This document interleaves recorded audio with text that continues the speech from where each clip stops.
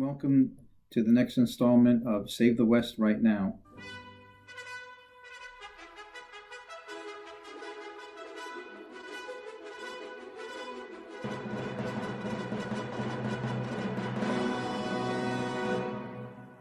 I'm going to touch briefly on the topic of the White House memo. It's important to note, no matter how it's downplayed by the opposition party, it is significant. It shows that individuals in the highest echelon of government conspired to change the outcome of an election. And that is grounds even for treason. And I cannot see nothing happening to the individuals involved.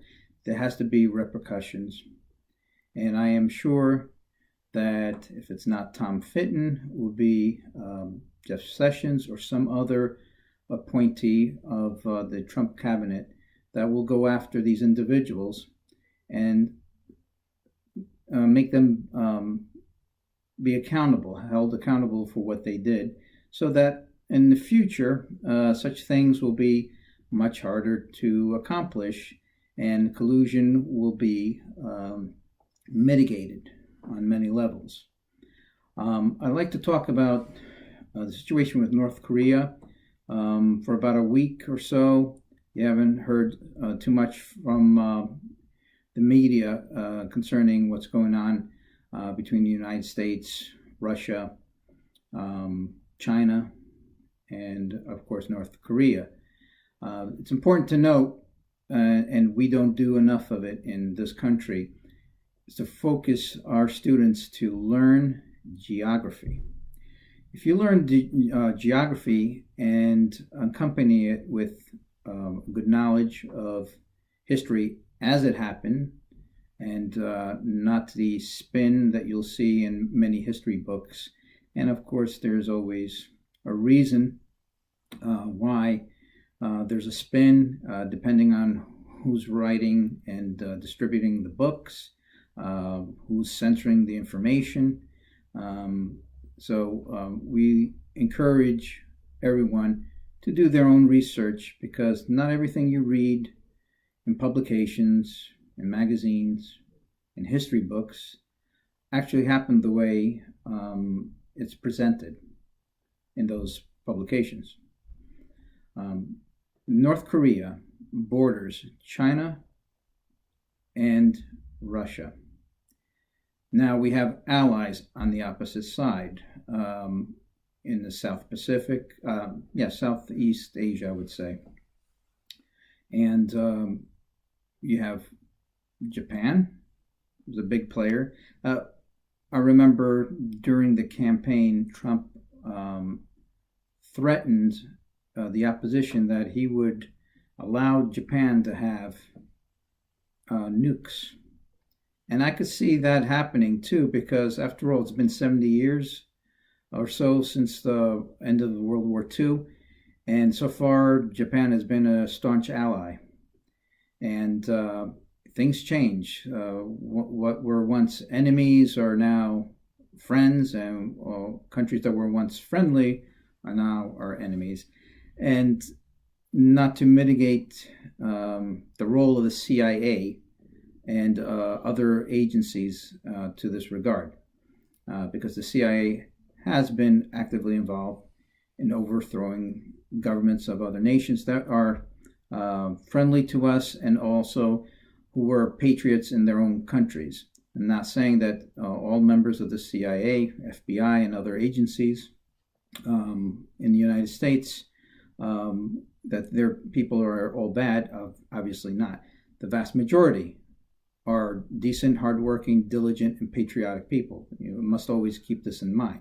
It's the higher echelon of government, the CIA, and the FBI, actually not considered government, but they're agencies controlled by the government, have been co-opted by globalists with their own diabolical intentions against the public at large. It's all for them and nothing for you. If you keep that straight in your head. You'll do well in understanding the globalist mentality.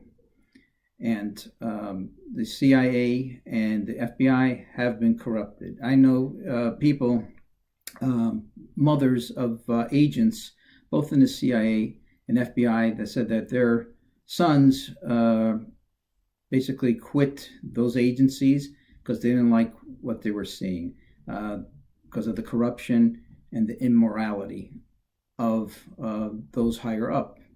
And it's been systematic. It's not been overnight that this has proceeded.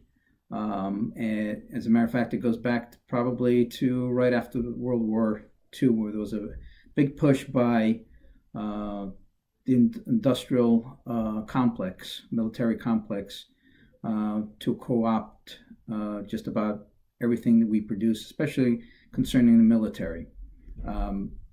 As you know, Dwight D. Eisenhower, the president at that time, warned us about such intentions by these globalist and complex industrial companies and the like, basically conspiring to take over these agencies and corrupting them to their own ends.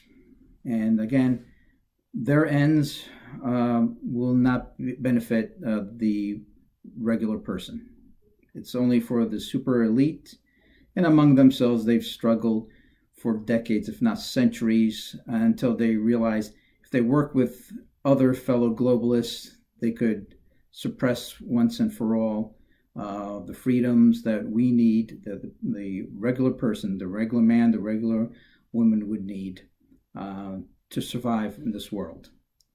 And I'd like to say one more thing about North Korea. Makes no sense whatsoever to start a nuclear war with any country. Any nukes, especially the generation of nukes that we have now, would put Hiroshima to shame. The Enola Gay and the other bomb that was used on Japan, it is probably 10,000, if not 100,000-fold stronger. So if any nuke goes off anywhere in the world, the fallout will basically envelop the entire globe. So I don't think it's beneficial, even though they're psychotic, the regime of Kim Jong-il. I still think it will be to his own best interest to step away, realize that the United States is not messing around anymore, and China and Russia, they have borders with them, and I'm sure they do not like the situation either, and they don't want to aggravate the situation with the United States, and the United States is the dominant power in the world, military power, nuke power, although Russia and China are very strong. I think it's good to have an ally in Russia that will be a bulwark against the intentions by Beijing as well as Pyongyang. We'll discuss more topics, and we'll elaborate more in the next installment. And I encourage everybody to do your own research. And God bless you all. And God bless the United States of America.